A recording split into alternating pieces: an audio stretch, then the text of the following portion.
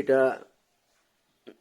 আমার কাউন্টার থেকে টাকা চুরি করার সিসিটিভি ফুটেজ 2018 সালের 5ই জুন। সময় সিসিটিভির সময় 15:13:57, মানে 3:13 57, 3:14 হাত ঢুকাবে, এই যে হাতটা ঢুকিয়ে টাকাটা তুলে নিল। ওখানে 53,000 টাকা আছে, লুজ নোট 500 আর 2000 মিলিয়ে। এই ছেলেটাই টাকা চুরি করেছিল। এ একজন state bank of India Malda ব্রাঞ্চের খুব ইম্পর্টেন্ট কাস্টমার। অতটা তো আমি টানতে পারলাম না, সুর টানতে লজ্জা লাগছে। খুব একজন ইম্পর্টেন্ট ক্যাশ ক্রেডিট কাস্টমারের কর্মচারী।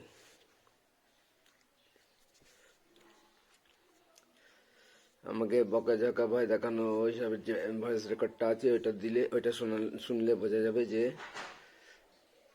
সেই খুব ইম্পর্টেন্ট কাস্টমারটা কত গুরুত্বপূর্ণ। তার গুরুত্বের কাছে একজন স্টাফের জীবন, চাকরি বা অন্য কোনো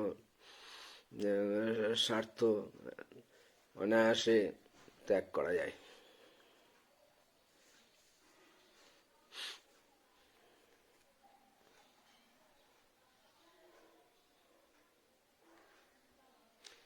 এটা আর একটু দেখাচ্ছি রিভিউগুলো।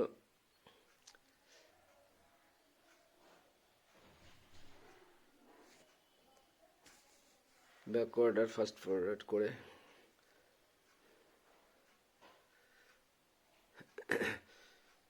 বোঝাই যাচ্ছে যে এদিকে আমি বসে আছি মাথা নিচু করে, অনেকগুলো চালান লিখছি, পোস্টিং হয়ে গেছে।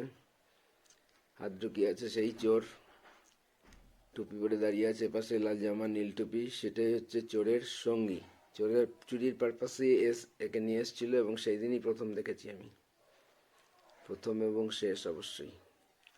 চোরটাও সেদিন শেষ, তারপরে আর আসেনি ওখানে কাউন্টারে কখনো।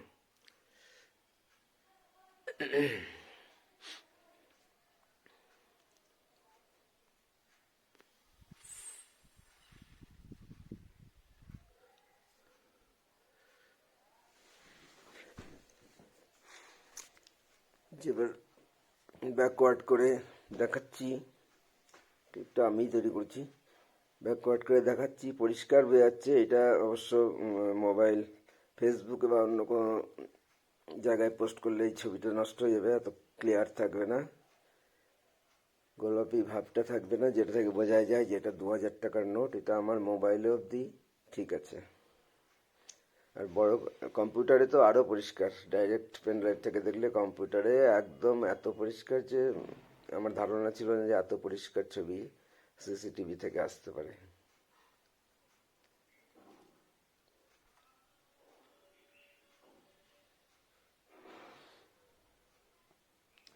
স্লো মোশন দেখানো হয়েছে।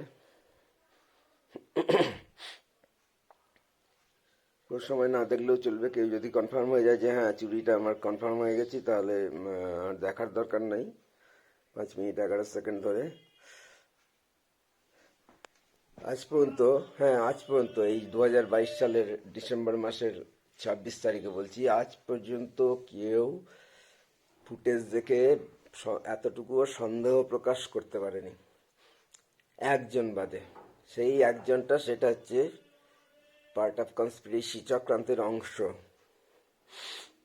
সে দ্বিতীয়বার দেখে। স্টেট ব্যাংক অফ ইন্ডিয়ার মালদা ব্রাঞ্চের তখনকার স্টাফ ইউনিয়নের সেক্রেটারি। সে তো ঘটনার সময় দেখেছি, মানে যখন পাওয়া গেছে তারপরে তো একে একে ধীরে ধীরে সবাই দেখেছে কখনো না কখনো। কিন্তু সেই ঘটনার চেয়েও আরো 1.5 মাস মতো পরে, 1.5 মাস মতো পরে হঠাৎ আমি একটু অবাকই হয়েছিলাম। সেই সেক্রেটারি, স্টাফ ইউনিয়নের secretary, state bank of India Malda ব্রাঞ্চের, সে এসে আমাকে দেখতে চাইলো, দেবুদা ফুটেজটা দেখি একটু। আমি ফুটেজটা দেখালাম এবং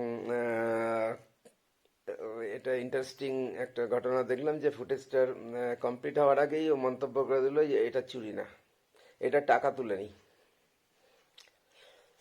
তো এইটাই আমার কাছে আরেকটা সবচেয়ে বড় সিগন্যাল ছিল যে আমার বিরুদ্ধে চক্রান্ত হচ্ছে এবং তার মধ্যে স্টাফেরাও জড়িত আছে।